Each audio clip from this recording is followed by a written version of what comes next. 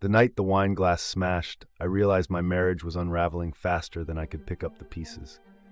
My husband had spent months telling me I was cold, inattentive, that I never listened. Every fight circled back to what I was supposedly lacking. I tried everything: surprise dates, therapy, even just sitting in silence next to him, hoping he'd feel heard. But nothing worked. The angrier he got, the more I blamed myself. Then came the night of my brother's birthday. My husband insisted on throwing the party, inviting only a handful of people, just family.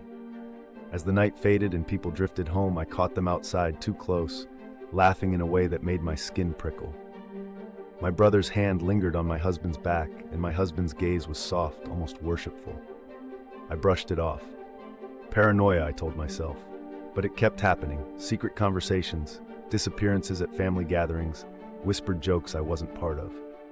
The final straw came during an argument that spun out of control.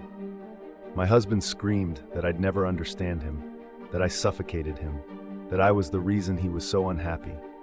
I screamed back, desperate for anything that resembled the truth. That's when he broke. Face twisted, voice cracking, he blurted out that he was in love with my brother, that he'd been fighting it for years, that every accusation he'd thrown at me was him trying to deny what he felt. I stood there, stunned as the world crashed down in a way I never saw coming.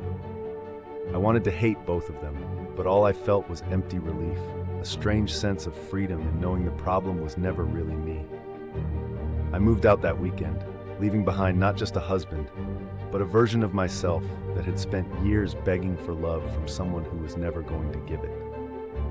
The shock wasn't just in the betrayal, it was in realizing how far we'll twist ourselves to fit into someone else's denial, and how it takes the ugliest truths to finally see ourselves clearly.